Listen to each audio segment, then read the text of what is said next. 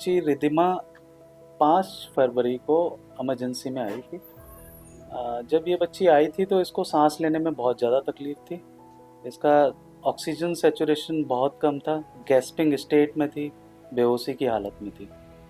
इस बच्ची को हमें तुरंत ही ट्यूब डाल के इसको रिसस्किटेट करना पड़ा इमरजेंसी में। फिर हमने इसको PICU शिफ्ट किया तो पता चला कि इसके दोनों फेफड़े फटे हुए हैं।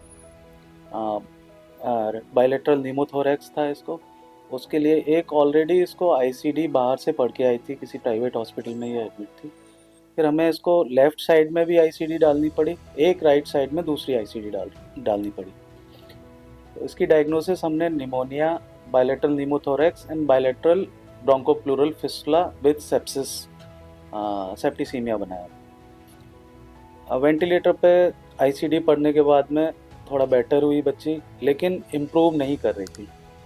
उसके बाद थोड़ा सा इम्प्रूव करने के बाद में हमने इसकी चेस्ट सर्जरी डॉक्टर हर्षित अग्रवाल से कराई, जिसमें उन्होंने वो नेक्रोटिक पार्ट था निमोनिया का, वो इसका निकाल दिया। ब्रोंकोस्कोपी हमने डॉक्टर ललित सर से कराई, उसमें बहुत सारी प्रॉब्लम्स थी, वो सॉर्ट आउट की गई।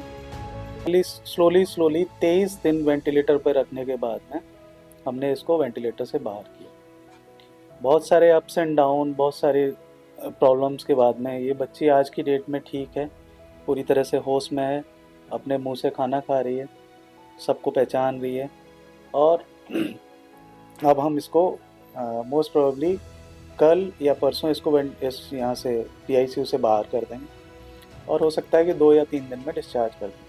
इस तरह के पेशेंट बहुत ही क्रिटिकल स्टेज वाले पेशेंट, जिन्हें ट्रीट करना काफ़ी मुश्किल होता है, और इस तरह के पेशेंट के लिए हमें एक पूरी टीम की ज़रूरत पड़ती है, जिसमें पल्मोनोलॉजिस्ट भी चाहिए, सर्जन की भी ज़रूरत पड़ती है, एनेस्थीसिया की भी ज़रूरत पड़ती है, और पीडियाट्रिक इंटेंसिव केयर की भी ज़रूरत पड़ती है। मेरी राय है कि अगर क्रिटिकल स्टेज है, कोई प्रॉब्लम ज़्यादा है, हम लोगों का इन हाउस पूरा multi disciplinary super speciality hospital है, जहाँ पूरा का पूरा टीम वर्क होता है और ज़्यादा अच्छे से हम काम कर पाते हैं। 5 तारीख को रिधिमा नाम की बच्ची हमारे इमरजेंसी डिपार्टमेंट में, पीडियाट्रिक डिपार्टमेंट में डॉक्टर अतुल कुमार विभाग प्रोफेसर के अंदर भर्ती हुई, जिसके दोनों फेफड़े फटे हुए थे और वो निमोनिया से ग्रसित थी।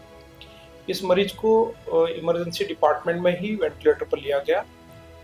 इसके दोनों फेफड़ों में चेस्ट ट्यूब डाली गई। इसके बावजूद भी इसके फेफड़े नहीं फैल रहे थे और वेंटिलेटर पर ये बच्ची की स्थिति खराब हो रही थी।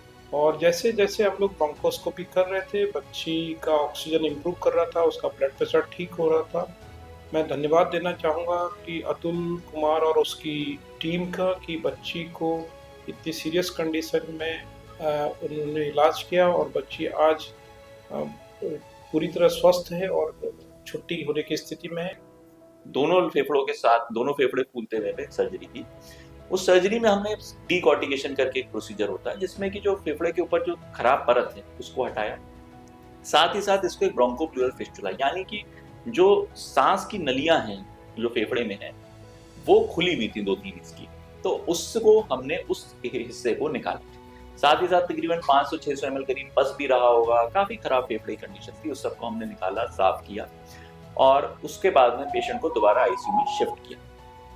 वेंटिलेटर पे उसके बाद भी कुछ दिन रही और इसका क्रेडिट जाएगा पीडियाट्रिक्स डिपार्टमेंट को कि उन्होंने इस पेशेंट का पोस्ट ऑपरेटिव केयर बहुत ही अच्छे ढंग से किया, कि इतने खराब केस को, इतनी खराब जिसमें दोनों फेफड़े खराब हो, उसको मैनेज किया और उसको फिर वेंटिलेटर से हम लोग निकाल पाने में सक्सेसफुल हो पाए।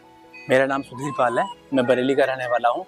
मेरी बेटी की तबीयत बहुत ज़्यादा ख़राब थी, जिस डॉक्टर रवि खन्ना के मैंने एडमिट किया था। 3 दिन वहाँ तक भर्ती रही बच्ची मेरे बच्चे के फेफड़े फट गए थे।